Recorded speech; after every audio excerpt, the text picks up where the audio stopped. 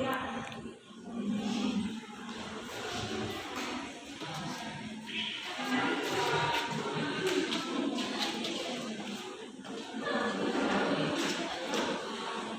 terima kasih buat teman-teman semuanya. Kami dari kelompok 3, pertama-tama kami akan memperkenalkan diri kami terlebih dahulu. Perkenalkan, nama saya Feby Valencia Mengguru, NPM 2001010155, dan teman saya.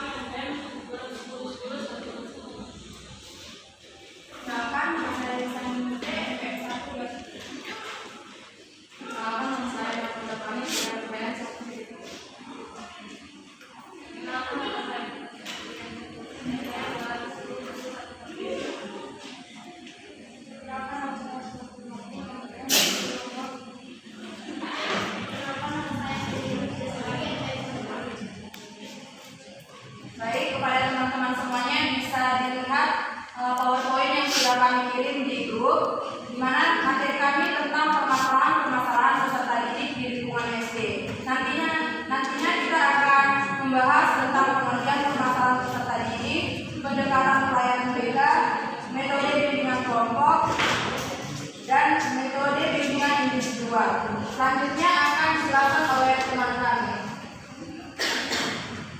Permasalahan peserta didik. Nah, saya menjelaskan ada masalah. Masalah adalah suatu kondisi menyimpang yang terjadi pada seseorang yang individu dengan kelompok maupun kelompok yang tidak sesuai dengan nilai perilaku yang ada. Contoh masalah peserta didik di sekolah yang saya ambil yaitu siswa kurang berminat pada bidang studi, yang dimana siswa yang kurang minat pada bidang studi tersebut, misalnya dia tidak bisa mengerti mata pelajaran tersebut, seperti mata pelajaran matematika, yang pada siswa yang tidak memiliki dalam masalah tersebut, dia kurang mengerti dan masalah tersebut membuat dia akan tertinggal dalam pelajaran.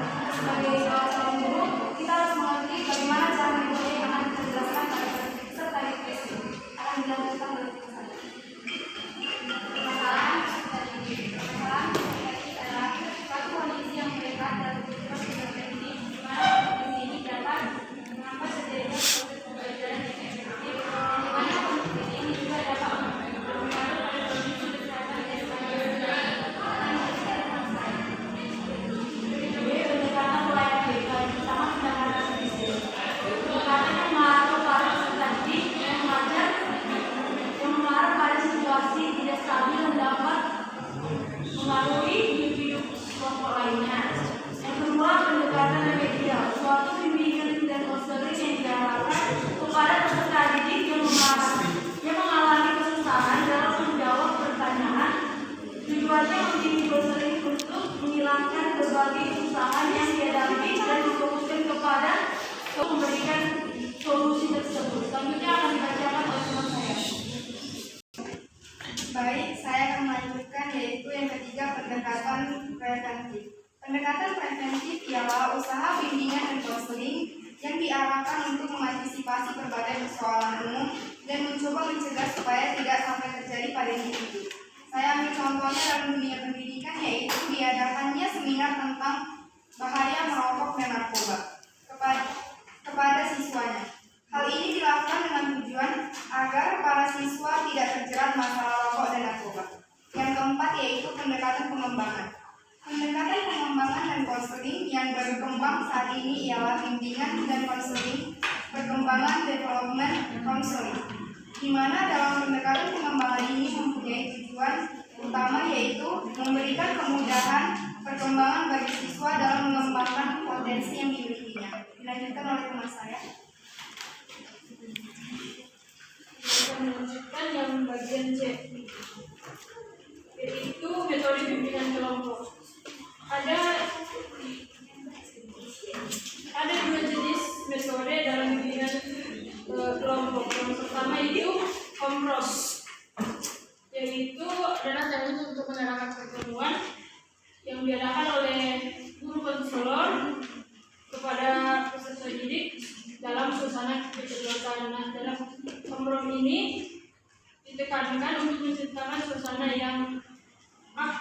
sehingga peserta didik diharapkan mampu menyampaikan masalah-masalah yang dihadapinya yang tidak dapat dibicarakan dalam kelas. Adapun manfaat dari momen ini bagi guru konselor yaitu guru dapat lebih mengenal peserta didik dan dapat lebih menciptakan hubungan yang lebih akrab kepada peserta didik. Sedangkan bagi siswa, momen ini bermanfaat untuk menciptakan suasana yang akrab terhadap sesama peserta didik dan juga menimbulkan rasa kerjasama. Akan dilanjutkan terus. Baik, yang kedua, karya wisata. Karya wisata dilaksanakan dengan mengunjungi dan mengadakan peninjauan pada objek-objek yang menarik yang berkaitan dengan pembelajaran tertentu. Mereka mendapatkan informasi yang mereka butuhkan. Hal ini akan mendorong aktivitas penyesuaian diri, kerjasama, tanggung jawab, kepercayaan diri, serta mengembangkan bakat dan cita-cita. Contohnya, ketika kita seorang pendidik mengajarkan peninggalan-peninggalan sejarah pada peserta didik, kita boleh mengajak peserta didik untuk mengunjungi sebuah museum terdekat yang terdekat dengan sekolah tersebut. Dengan tujuan siswa dapat belajar agar mereka lebih mudah memahami dan mengingat materi yang telah kita ajarkan. Yang kedua, ada diskusi kelompok. Diskusi kelompok merupakan suatu cara di mana siswa memperoleh kesempatan untuk memecahkan masalah secara bersama-sama. Setiap siswa memperoleh kesempatan untuk mengemukakan pikirannya masing-masing dalam memecahkan suatu masalah tersebut. Dalam melakukan diskusi, siswa diberikan peran tertentu seperti pemimpin diskusi dan notulen, dan siswa lainnya menjadi peserta atau anggota. Dengan demikian akan timbul rasa tanggung jawab dan harga diri pada peserta didik. Contohnya, pada saat proses pembelajaran, kita boleh membagi peserta didik pada beberapa kelompok dan kita masing-masing memberikan masalah untuk diselesaikan oleh kelompok tersebut dan akan dilanjutkan oleh peserta. Yang ketiga, organisasi kelompok. Organisasi siswa khususnya di lingkungan sekolah dan madrasah dapat menjadi salah satu teknik dalam bimbingan kelompok. Misalnya, organisasi siswa yaitu OSIS. OSIS itu adalah salah satu organisasi siswa, manfaatnya untuk mengetahui kualitas siswa di sekolah. Apa dilanjutkan di sana? Saya menjelaskan metode bimbingan individual. Bimbingan individual merupakan upaya pemberian bantuan yang diberikan secara individual dan langsung bertatap muka atau berkomunikasi antara pembimbing dan konselor dengan siswa lain.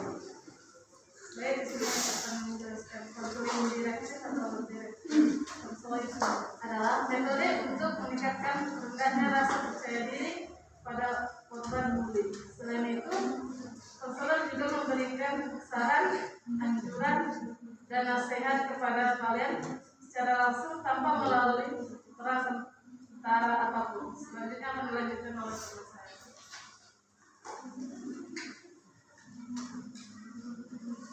Yang kedua itu konseling non direktif atau disebut dengan non direktif konseling. Konseling non direktif dikembangkan berdasarkan teori Quinn dan cara konseling yang berhubungan pada yang atau siswa. Nah, konseling non direktif ini sering disebut dengan terapi yang artinya suatu metode penanganan yang dilakukan dengan cara berdialog antara konselor dengan guru atau siswa agar tercapai gambaran yang dijelaskan oleh dialog atau dipelajari dengan spiritual atau dipelajari dengan yang sebenarnya. Metode ini tentu sulit dilakukan untuk siswa yang belum bagian tertutup atau menemukan karena siswa yang berbadan tertutup biasanya kemudian yang akan sulit untuk berbicara. Konseling elektif atau efektif konseling. Penerapan metode dalam konseling adalah dalam keadaan tertentu, konselor menasihati dan menyuarakan konseling ke siswa sesuai dengan masalahnya.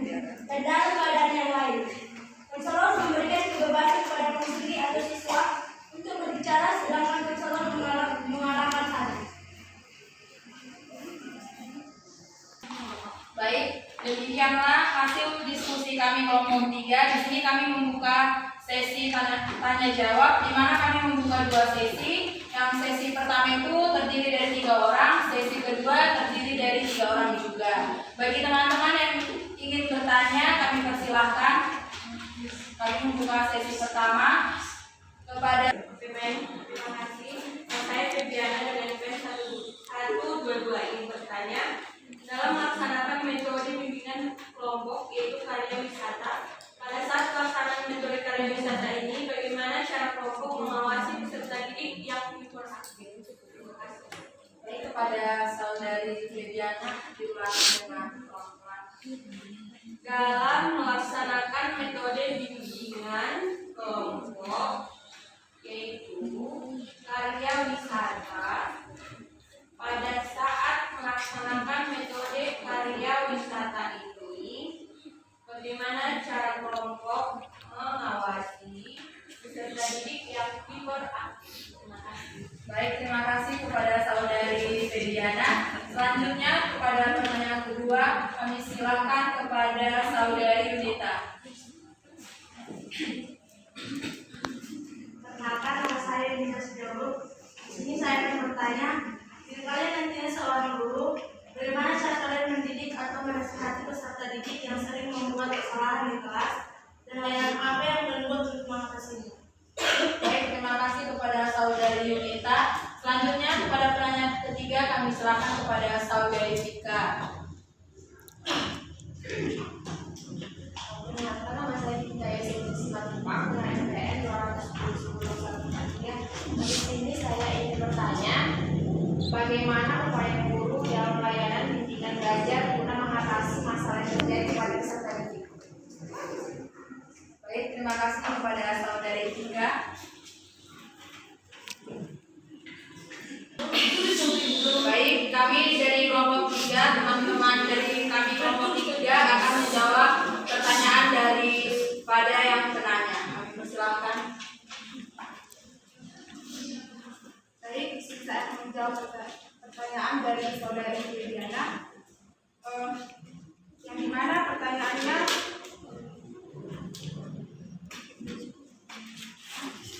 dalam melaksanakan metode bimbingan kelompok yaitu karya wisata, pada saat pelaksanaan metode karya wisata ini, bagaimana cara kelompok mengawasi peserta didik yang hiperaktif? Baik, sebelum melakukan metode karya wisata ini, guru perlu mempersiapkan apa yang harus dipersiapkan. Dan ketika melakukan karya wisata ini, guru pendamping tidak boleh hanya 1, yaitu boleh 2 atau 3, di mana masing-masing bertugas. Salah seorang guru boleh mengawasi seluruh siswa dan lebih memperhatikan peserta didik yang hiperaktif, dan guru yang lainnya boleh menjelaskan apa yang seharusnya menjadi materi untuk pada saat itu. Terima kasih. Baik, apakah ada teman dari kelompok 3 ingin menambahi?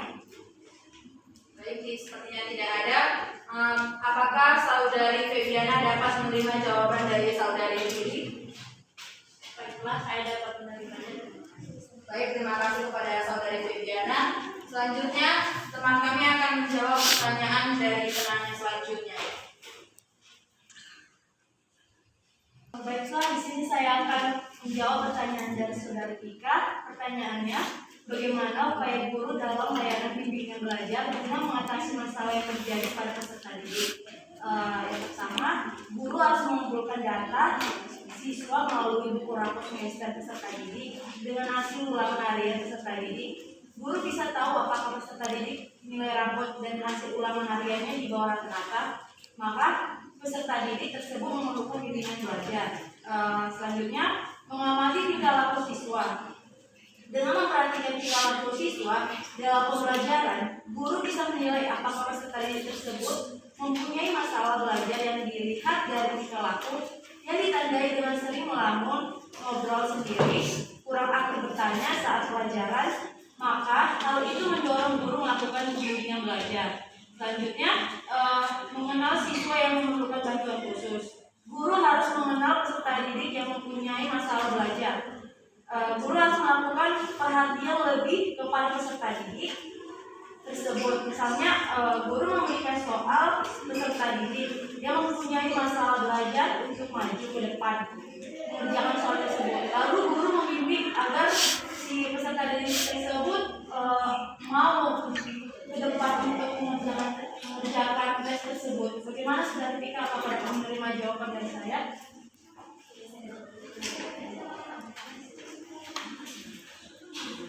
Baik, di sini saya akan menambahi jawaban dari teman saya Angelika dari pertanyaan Vika.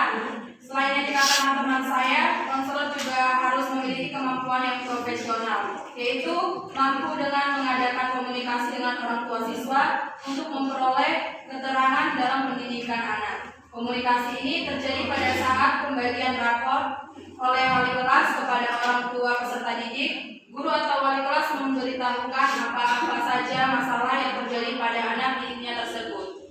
Demikian hasil tambahan dari saya. Apakah saudari Vika dapat menerimanya? Terima kasih atas penambahan jawaban dari saudari Ijin.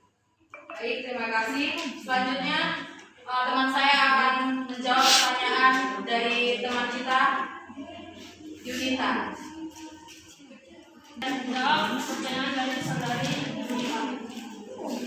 Bagaimana pertanyaannya tadi, bagaimana cara menasihati anak SD yang sering melakukan kesalahan dan layanan apa yang digunakan?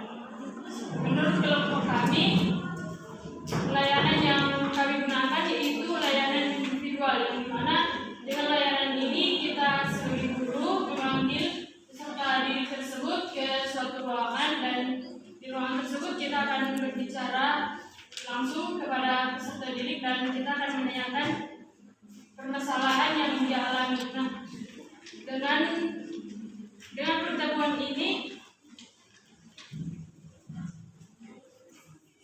peserta didik dapat lebih leluasa dalam menyampaikan masalahnya, sehingga guru dapat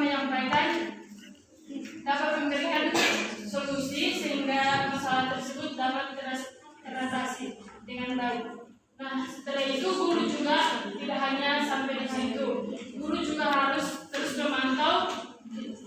memantau tindakan dari peserta didik itu, sehingga kesalahan yang dilakukannya di masa lalu tidak terulang kembali. Demikian teman-teman. Baik, apakah teman-teman ada yang ingin menambahi dari saudari Yulia? Tidak, baik. Apakah saudari Yunita dapat menerima jawaban dari kelompok kami? Baik, terima kasih.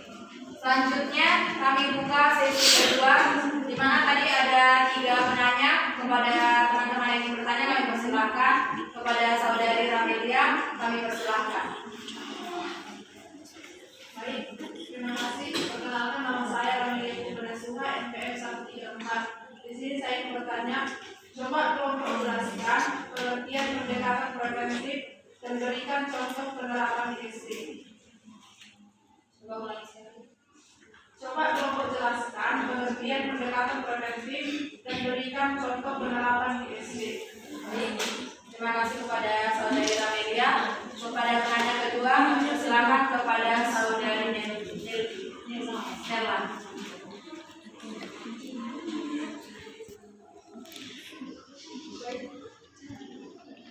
Baik, perkenalkan, nama saya Diana Putri, NPM 134. Ini saya akan bertanya kepada kelompoknya.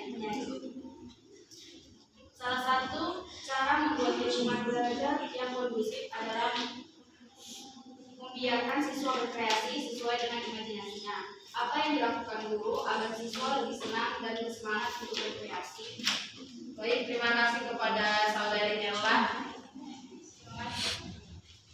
Selanjutnya kepada penanya ketiga, saya persilakan saudari Dea. Baik, terima kasih. Yang menjadi pertanyaan saya di sini, hal-hal yang perlu diperhatikan untuk menjamin keseimbangan dan kesinambungan layar BK.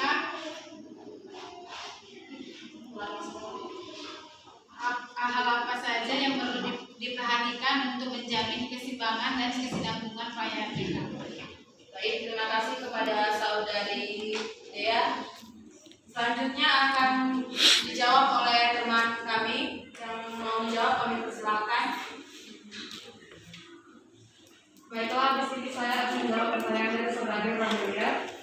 Bagaimana pertanyaannya? Coba kelompok jelaskan pengertian pendekatan preventif dan berikan contoh penerapannya di SD. Pendekatan preventif ialah usaha bimbingan dan konseling yang diarahkan untuk mengantisipasi berbagai persoalan umum dan mencoba mencegah supaya tidak terjadi pada individu. Contoh penerapannya di SD yaitu guru memberikan menasihati murid agar tidak terlambat datang ke sekolah. Yang kedua, misalnya guru mengadakan bimbingan belajar di sekolah. Baik, apakah ada teman-teman yang ingin menambahi? Baik, apakah saudari Ramedia dapat menerima jawaban dari teman kami? Baik, terima kasih saya dapat menerima jawabannya. Baik, terima kasih. Selanjutnya pertanyaannya akan dijawab kepada teman kami yang ingin menjawab. Saya persilakan. Baik, saya dari Sofianti ingin menjawab pertanyaan dari Dia Omnewat tadi. Pertanyaannya yaitu, salah satu cara membuat lingkungan belajar yang kondusif adalah membiarkan siswa berkreasi sesuai dengan imajinasinya. Apa yang dilakukan guru agar siswa lebih senang dan semangat untuk berkreasi? Jawaban dari kelompok kami yaitu yang dilakukan guru agar siswa lebih senang dan semangat untuk berkreasi ialah yang pertama, guru harus berani memberikan kesempatan kedua untuk siswanya terus berkreasi. Dan yang kedua yaitu guru memberikan penilaian secara terbuka kepada siswanya. Dan yang ketiga yaitu guru harus memberikan apresiasi kepada siswanya yang telah berkreasi. Terima kasih. Baik, apakah saudari Nela dapat menerima jawaban dari kelompok kami? Baik, terima kasih. Selanjutnya pertanyaan saudari Dea akan dijawab oleh teman kami. Baik, saya Seta Saribu akan menjawab pertanyaan dari saudari Dea. Yang dimana pertanyaannya, hal-hal apa yang perlu diperhatikan untuk menjamin keseimbangan dan kesinambungan pelayanan bimbingan konseling? Jawaban saya yaitu hal-hal yang perlu diperhatikan yaitu yang pertama pelayanan kelompok dan individu, yang kedua yaitu pelayanan yang diberikan oleh petugas bimbingan, yang ketiga yaitu penggunaan hal ukur yang objektif dan subjektif, yang keempat adalah tentang siswa dan pemberian bimbingan, yang kelima pelayanan yang diberikan dan berbagai jenis bimbingan, yang keenam pemberian bimbingan umum dan khusus, yang ketujuh pemberian bimbingan tentang berbagai program sekolah, yang kedelapan penggunaan sumber-sumber di dalam dan di luar sekolah, yang kesembilan kesempatan untuk berpikir, merasakan dan berbuat, yang kesepuluh kebutuhan individu dan kebutuhan masyarakat. Baik, apakah saudari Dea dapat menerima jawaban dari kelompok kami?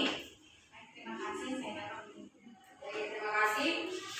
Baik teman-teman semuanya, demikianlah kami dari kelompok 3. Kami telah melakukan presentasi kami kelompok 3 di mana tentang permasalahan peserta didik di lingkungan SD. Di sini kami kelompok 3 mengucapkan terima kasih banyak atas partisipasinya kepada teman-teman semua. Jika kami dari kelompok 3 ada kesalahan kata maupun perbuatan, di sini kami kelompok 3 meminta maaf sebesar-besarnya. Demikian kami dari kelompok 3, terima kasih.